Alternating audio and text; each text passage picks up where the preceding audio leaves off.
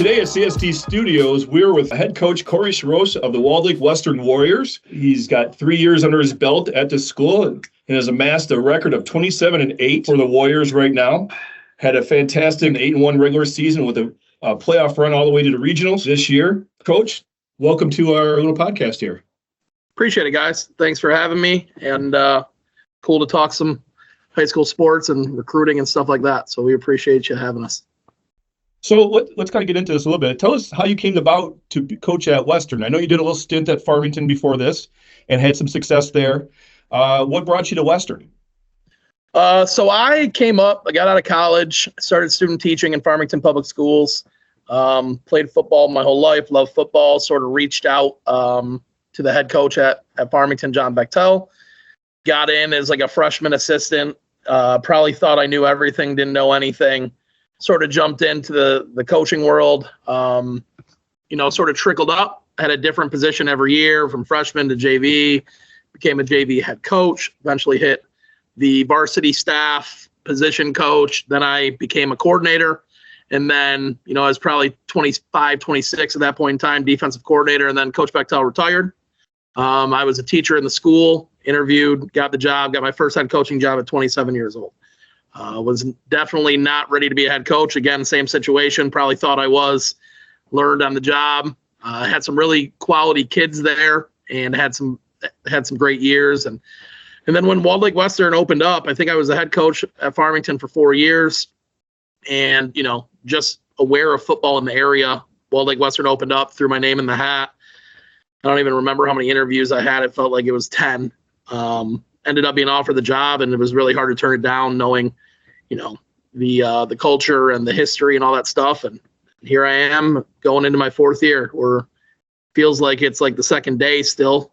But now every kid in our program has just been with me. So pretty cool, and time flies. And I don't know, happy to be at Walled Lake Western. We got great kids.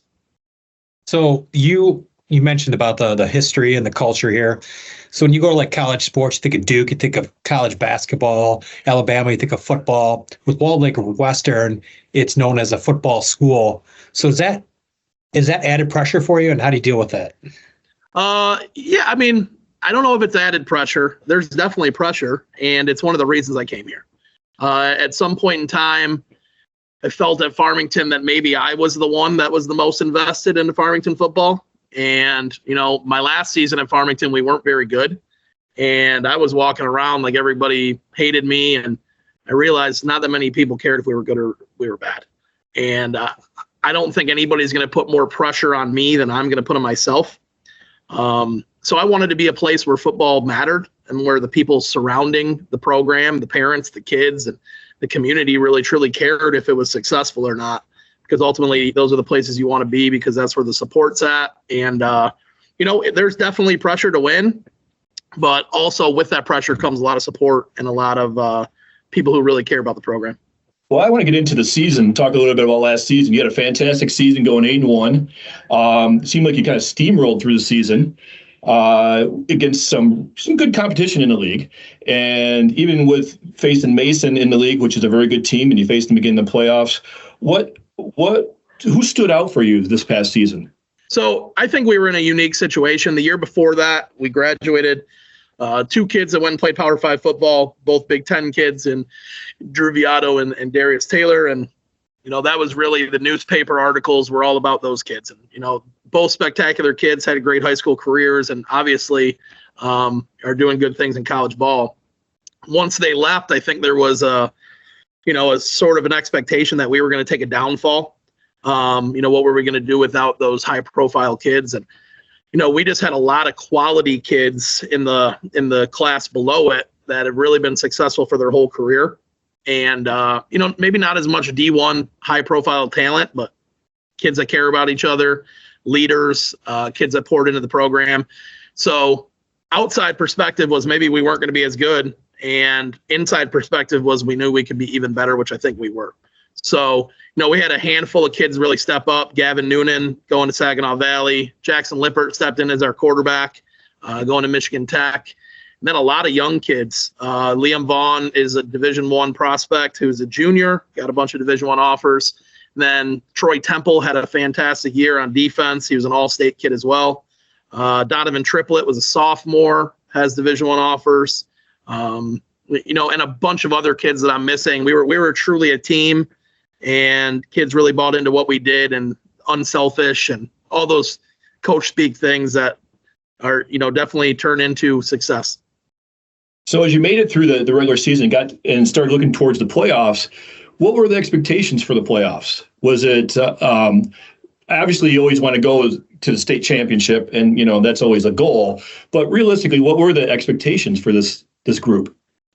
We had not. My first 2 years, we lost in the second round of the playoffs, and we lost games that we thought we could have won, and we didn't win a district championship either the first 2 years. So when I did postseason interviews at the end of last year, I sort of asked the kids always, what do you think our goal should be?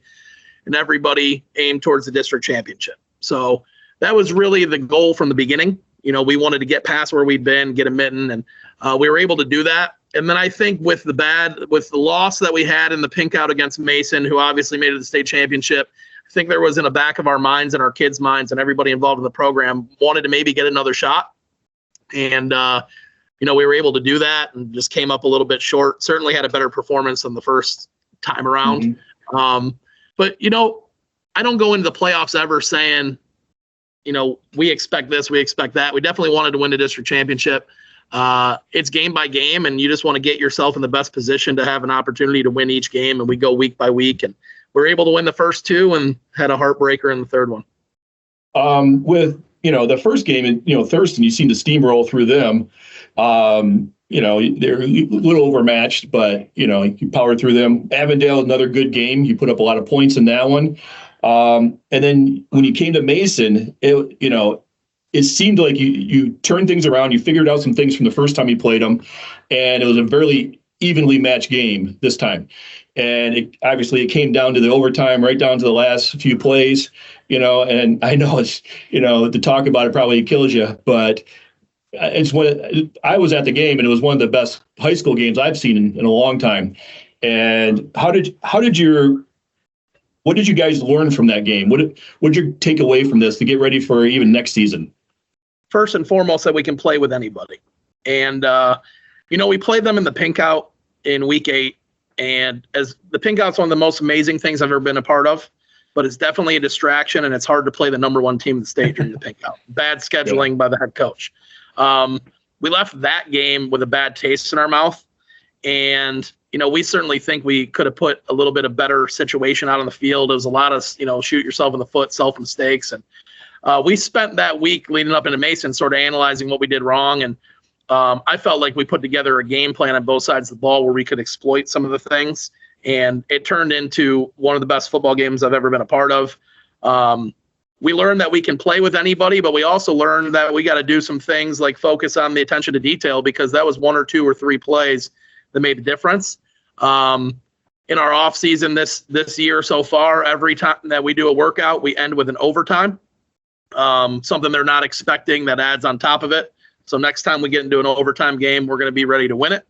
And then we also learned that special teams, we spend a lot of time on special teams, but special teams is what really came back to bite us, give up the kick return and some untimely fumbles. But frankly, we were in a really good position to win that game. The ball didn't bounce our way, and we hope to be able to get back. We get to play Mason again next year, and we hope to be able to get back or further than we were last year.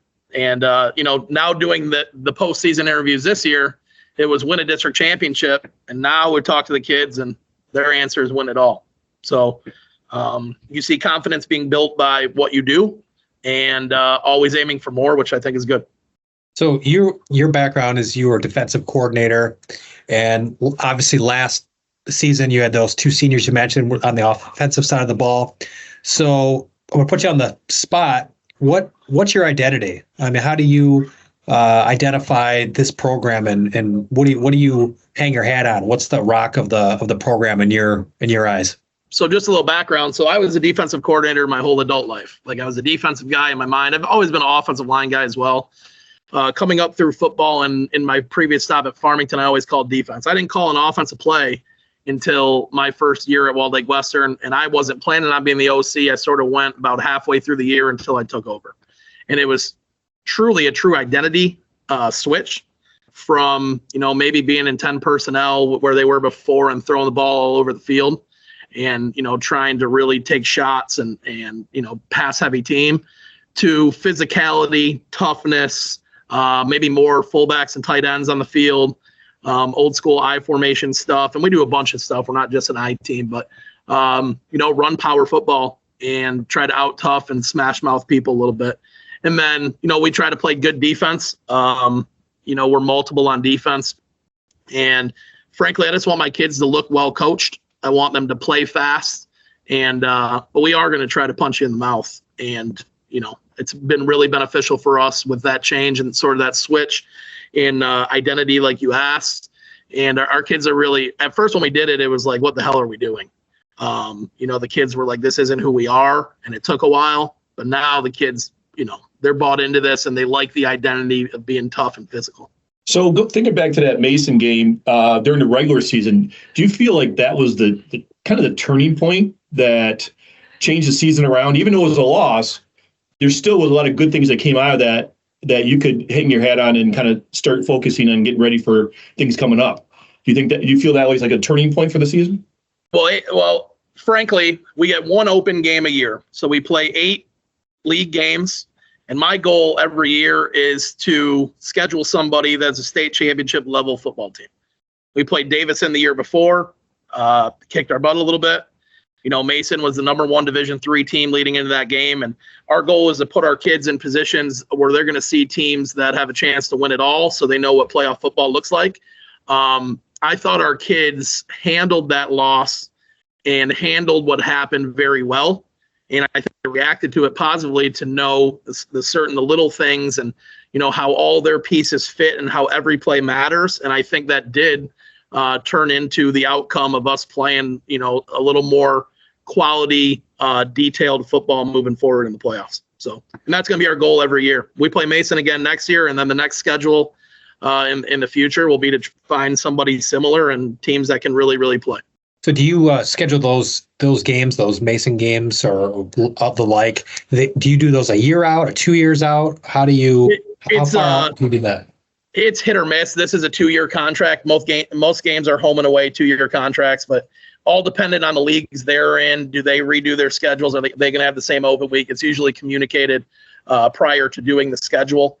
We usually aim for 2-year situations. We've had one, Davidson last year was a 1 year because we were going to redo our league schedule. But the most you ever do is really 2, and it's sometimes 1. So I want to switch kind of topics here. I want to switch over to recruiting a little bit. Obviously Western players are recruited quite a bit for football and by the college coaches. What's your role in all of this? How to get these guys? I know there's a lot of different guys and you're juggling a lot of balls in the air. But what's your role in this as the head coach to help facilitate some of this? So and different sports work differently, right? The majority of the actual recruiting in high school football, and people will tell you otherwise that aren't in it, is happening through the high school coach. So facilitating recruiting meetings, getting coaches into the building. I have a prospect list that we send out that includes film, transcripts, all these things, getting our kids out there to these coaches.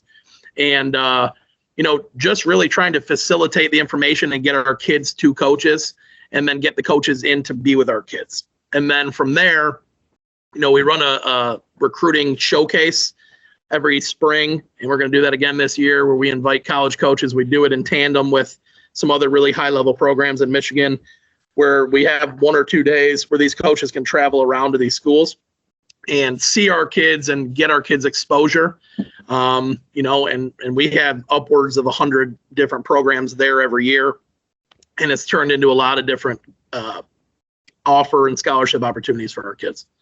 So a lot of the recruiting, as much as there's, 7-on-7 programs, off-season programs, the kids on social media, nobody's offering our kids without talking to me first. Usually I have never had a kid with a Division I offer where the coach wasn't involved.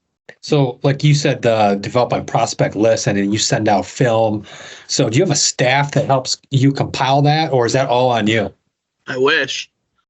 No, it's really just something that I've done. And I've learned over the years, I've been blessed at both stops to have a number of big time college players and sort of learn the process. You learn the process through going through it, just like anything. So, originally it was, the coaches would just show up, and then I built this relationship once we had a couple kids, and then you get coaches' contact information, and that you build this network essentially of college coaches. And what I do is I put together a Microsoft Excel sheet or Google Sheets or whatever.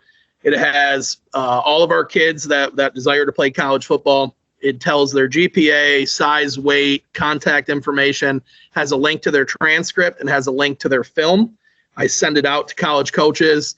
And then from there, what they usually do is say, hey, I'm interested in seeing these kids. On the link to their film, is that through that Huddle program? Is that what that is? It is. So mostly all of the film that has happened now, and every high school pretty much that we deal with has a Huddle program that they use, and the kids build their highlight tape, and then we can link it right to the coach so they can click on it, watch it, and see what they think. Maybe it's an ignorant question. Do you have to give the opponent your film from prior weeks? In the LVC, so in our league, we have a pool where you upload your previous week's film, and then you have access to everybody's film that is also uploaded. So, I think the league bylaws are you upload your film by this time from the week before, and then you can click and drag. So when we get to week 9, we got everybody's game. And my whole take is this, like, I would rather have the most film and they have the same amount of film because I know I'm going to spend more time on it. So I'll give my film to anybody as long as they'll give their film to us. Now, if you're playing a non-league opponent, sort of the unwritten rule is 2 weeks. Some people do 3, 2 weeks prior. And it's sort of agreed upon. Now, there isn't any bylaw in MHSAA that says you have to give film until you get into the playoffs, and then I think it's 2 games. So the ones the college coaches go into, you've kind of parsed out different things for those kids to kind of highlight and accentuate their skills that they want to showcase. Is that what you've done for them? Yeah, so each one of those kids has their own profile on Huddle. They can take the film that we upload to the Huddle program and they build their own highlight tape. And sort of, I think we do a pretty good job with it. What we ask the kids to do is for them to do the legwork, them to pick the plays they think, and then what they do is they bring it to me. We move plays around, we move plays up or back, we get plays out of there, we add more plays, if they're missing. So my whole thing is this: if a kid isn't going to spend the time to build a highlight tape, then I don't push a kid to recruiting. So if you can't build a highlight tape and you think you're going to go spend 12 hours a day playing college football, then we're done having a conversation. Help me help you. Help me help you. Mm-hmm. And so what we do is we sort of peer edit it. Like, we have them build it. And I spend a lot of times there's some times where we go over it 4 or 5 times and move it around and before we release it, but they build it. We help them edit it. And a lot of it has to do with where those plays lie. There's a couple things with film that's very important. Number one, a college coach is only going to watch 1 or 2 plays to determine if he's going to continue watching. So you want your first couple plays, no matter what, to be explosive plays that show that you're a big-time player. Then it's about showing versatility, about different things you could do. So if I'm a running back, I want to see edge play, maybe a play you sticking it in there, maybe a play you blocking, maybe a play you catching the ball. And show versatility that way, or offense and defense if you consider yourself an athlete, a return, stuff like that, and try to build your first 5 or 6 plays to truly show your whole piece. And then what ends up happening is if they're interested in those first little plays, they'll watch your whole film, but they're not going to watch, some of these kids' highlight tapes are 7 minutes and the coaches might only watch 3 plays. So with that and the D1 or bust mentality that kids have nowadays, how do you manage expectations for this? Are you like the dream killer now? I'm honest, and I'm going to tell you, walking into Walled Lake Western, whatever had happened prior to me, they have a better understanding and being realistic than any other place I've ever been, because there's a couple things that happen when there's Division I players in a program. There's 2 things that can happen. Number one, that you could say, well, he plays, he starts, I play, I start. Why am I not a Division I player? And that's sort of the delusional world, and I've been a part of that. Or it's like, well, look at this kid and look at me. Like, is he big and strong? Does he run a sub 11, 40 or a 100? right? And like, what's the difference here, and can we truly recognize it? And then I try to be honest and have honest conversations with kids. So when we do our postseason interviews, we sort of talk about like, do you want to play college football? Yes. I'm gonna be 100% honest. Here's where I think you can fit. I'm not trying to, if you can go, I want every single one of my kids to play D1, but I don't want a kid to miss out on opportunities in D2, D3, NAIA for chasing offers he's never going to get. And I try to teach the kids and be as realistic about the recruiting process as we can be, because I think I owe it to them. And you always have the kid who thinks he should go, this is what I was told a long time ago. And this is so true because we just watched this happen. The Big Ten kid wants to be in the SEC. The MAC kid wants to be in the Big Ten. The FCS kid wants to be in the MAC. The D2 kid wants to be in the FCS. The D3 kid wants to be in D2. And everybody really thinks they're one step higher than maybe they end up. And teaching, being realistic, and teaching the process in recruiting, and certainly what's going on right now in recruiting, so these kids are prepared for what's about to happen. So this might be a loaded question. How do you manage parents' expectations? Again, I think that with experience, I think it's great to have a track record of, if you don't have a track record and you don't have those D1 kids in your past, then they might say like, why can't you get a kid in Division I schools? Do you have connections, stuff like that? I think it's great to have a track record that shows you have kids in Power 5, other FBS opportunities all throughout. And it sort of shows that you have an understanding of where kids fit and that you have connections with everybody. So, and then it also goes back to just being realistic and being bluntly honest. And I would much rather be bluntly honest with somebody and then be upset about it than feed a dream that's not going to happen. And frankly, early on in my career, I didn't do that as well as I do now. And I've just learned being bluntly honest, telling them what you think. The alternative is to lie, and I'm not going to do that. This episode of Two Average Daves is brought to you by our sponsor, Full Count Glove Relacing. Get your baseball glove back in the game. Don't take your glove to a shoe repair business or expect a nice kid at the sporting goods store to know how to relace it. Have a baseball guy fix your baseball glove. Reach out to Brian Spence at 248-217-3979. And for as little as $20, he'll get your glove back in the game. Visit the Full Count website at full-count-glove-relacing.com. So one of the things that I've seen you do personally is invest in the Braves program. And I think that's been a big benefit to your program because a lot of those players that are in the Braves are, districted into the Walled Lake Western. And can you just talk a little bit about the Braves program and some of the kids that have come out of there? I think the Walled Lake community in general and the Braves program fosters the love for the game and the true passion for football better than anywhere that I've ever been and I've ever seen. And frankly, if you can get a second or third grader wanting to be a Walled Lake Western Warrior and going down there, and then when they get up there, they go down there, and it just becomes a circular motion of you get those kids because, the seniors that are coming down there were once those kids.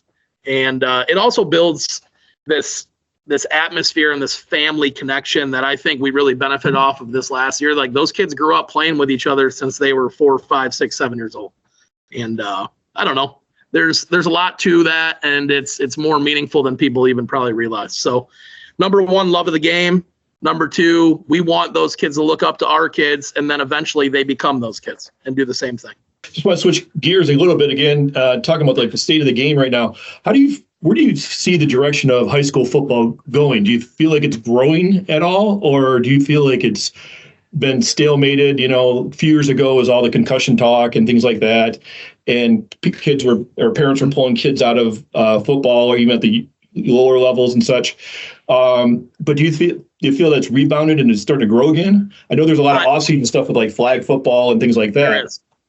I think that we hit a lull. The concussion thing was its own thing, and people were pulling out of there. And then COVID hit sort of right after it. And that was a sort of a issue for all sports. I feel like we're coming on a come up. Like you said, a lot of the off-season programs that are happening, the Sound Mind, Some Bodies, Legacy, Rising Stars, things like that, a lot of 7-on-7 stuff. And I don't know. I feel like there's more of a buzz about football going on. We're in a unique situation where we don't see the numbers growing as much because our school numbers have decreased so much.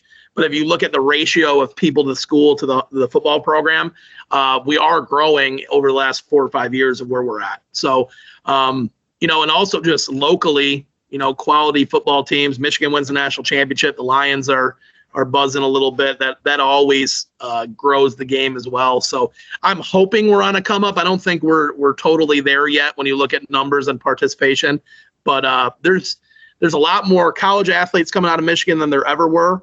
And, we're seeing the youth programs sort of building a little more back to the point where there's full teams in every program. From my background, I see a lot more baseball players.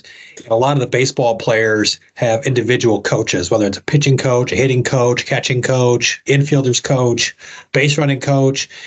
And so do you see a lot of that with your players? Do you have some of your high-end players have outside coaches or experts that come alongside them? And if so, how do you handle that and make sure that you're on the same page? I think it's a double-edged sword. And certainly, first of all, just thinking about it, like, I'm definitely missing out on some money because I could be that guy. Instead, I decided to coach high school football and pour my life into it for pennies.